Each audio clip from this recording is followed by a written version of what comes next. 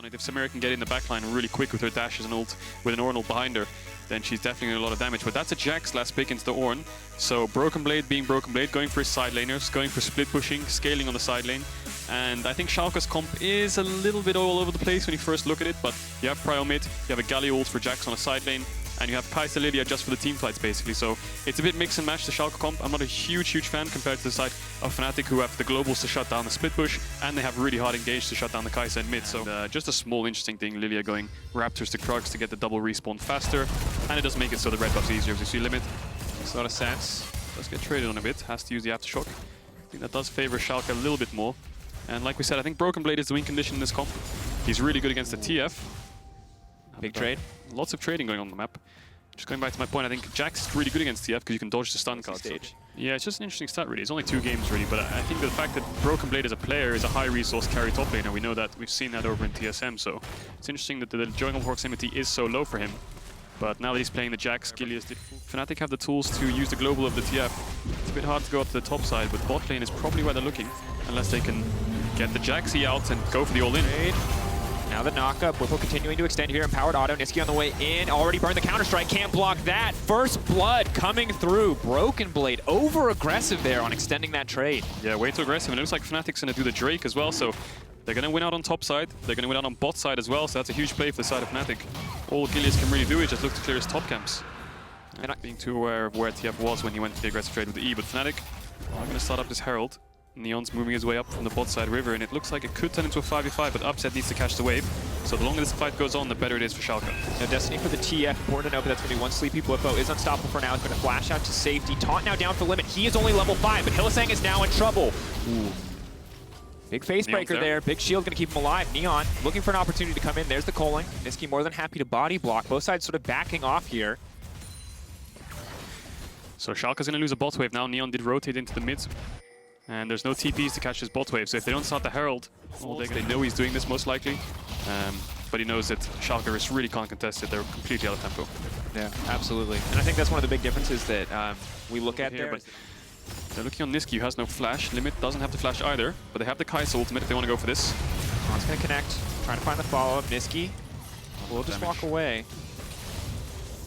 Yeah, just going back to my point, I think Gilius has immediately opted for the Zhonya's. Obviously, a lot of AD on this team, all things considered, but not having any Boots of Lucidity, not building towards any piece of Liandry's or any other mythic item quite yet, probably does cost him a decent amount in terms of overall clear speed, as Fnatic right now are just grabbing this Drake uncontested and on vision. Yeah, if you looked what Selfmade did there, if anyone's trying to become a professional jungler or anything, just look at what Selfmade did there. He went Hylissang and Selfmade playing together. Selfmade's always playing with someone. He's playing with Nisqy, he's playing with the bot lane, he's playing with his support, whereas Gilius and Limit seem off sync. Gilius on his Krugs, Limit's trying to contest bot side vision, and this is what happens. Pull back, suppress, Limit now running for the hills. Aftershock still procs. He's got a few more moments. Big haymaker. The follow-up is going to connect. My God, perfectly aimed there from Selfmade. Just barely getting it to pop on the end. And now this affects Neon. Neon loses his tower. He can't really catch the wave. This is Caedrel, I'm just so surprised to see a turnaround across 3 days, across 3 now single games, to see such a shift from Fnatic. Although for Nisqy, he's going to be in trouble. Close. 50 more range on that culling, and Abbedagge might have been able to now setting up that vision. So fewer and fewer camps are easy picking for Gilius. He can't just sit and power farm anymore. And for Neon, he might just be in trouble. The pullback is just going to dunk him down. The immediate gold card follow-up, all too easy. Cleanse not going to work out for Neon, trying to dash to safety, but here comes Upset, not even going to need to use the ultimate. Doesn't even have enough style points to do it, but it's not going to matter. He's going to grab the kill. Yep, good play there from the side of Fnatic. Nisqy identifying that Neon was a little bit too far up and Hylissang was on the way. So good punish. I like the flash engage from the side of Hylissang, just making sure they get that done. I'm surprised Nisqy went for the gold card. I mean, Neon did have the cleanse. I think something like a red card or a blue card for more damage. Could have been fine there. That's one of the only cases where a blue or red card could have been fine. Yeah, but at the end of the day, I mean, it works out. An overall very clean play. And we're very quickly approaching that Samira Nightmare threshold. She already has the Immortal Shield bow, but once she gets the Collector too, this is going to be a very difficult champion to shut down in fights. And at this stage, I don't even think Schalke really want to be forcing larger scale fights against the lineup of Fnatic. They need BrokenBlade to get a few more items under his belt. Dragons, eventually you're forced to fight them. And if you're playing a non-team fight comp and you're forced to fight Drake, the game kind of falls apart. Yeah, fantastic point. And it's even harder when you're already falling behind in this game. You know, in order to really successfully pull off that 1-3-1, you need a winning side lane. And yeah, okay, Jax beats Ornn, sure, but if the Ornn starts getting, you know, 2K, 3K ahead, it's a very different story. So now Fnatic get their third Drake. This one could be contested by Schalke. They're just going to give it up. Schalke don't even want to take this fight, but they will have to fight for the next one. Exactly, and you can see Selfmade did the exact same thing as he did with the first Herald. Herald mid, pushing the wave. I mean, the way they've drafted, they need to start pushing these solo laners ahead. Their solo laners are a little bit ahead, you know, 20 CS lead on both of them, but it's just not enough so far because the global gold and the neutral objective Fnatic's picking up here. I think Gilius just keep forward. Zhonya's. They're going to get Galio as well as Zhonya's. And Gilius still looks like he's going to drop again. Selfmade from downtown finding that one. Big fat haymaker coming in from Hylissang. Won't be enough to save his life, but that's the 1-for-1 priority access to the mid lane. And now it looks like tier 1 tower as well. This is how they need to play the game. Look at bot. Abbedagge needs to start pushing in these waves, hitting the tier 2. Stuck on the red buff, but Nisqy went a bit too far upwards. And Abbedagge is looking for 1v1 on Nisqy here. He's a level down. Goldcard comes out, immediate cleanse, well played for now. Does get the dash forward. Second dash now comes out as well. Second gold card comes in from Nisqy. Creeps. Very friendly body block there coming through in the end. Abbedagge, you have to wonder if one of those dashes... It's so hard for Schalke because they've got so many people they have to shut down. They have to shut down Upset, they have to shut down Selfmade, there's engage from Bwipo. They actually have to kill Bwipo first. This engage comes in onto Abbedagge. He has no cleanse. Very good. Blast Cone though, going to take him out of safety. Flash over the wall. Now he's sleepy. Lucian ult. He's going to knock Nisqy out of it. Selfmade now retreating as we see a fight on the top side of the map. BrokenBlade trying to all-in Bwipo. Maybe he can get the 1v1, but that's the knock-up now coming in. Bwipo going to dash to the safety, but he blocked by his own. No! The leap into the tower! Are you kidding me? Gold TFT, baby! Bwipo finding that in the end. I cannot believe it. Selfmade. Fight balance on the knife's edge, but now another one kicking off the mid lane. Gilius running for the hills. He's going to use the ult. Time. Oh, he mistimed it! Oh, he stands still. He knew he mistimed it.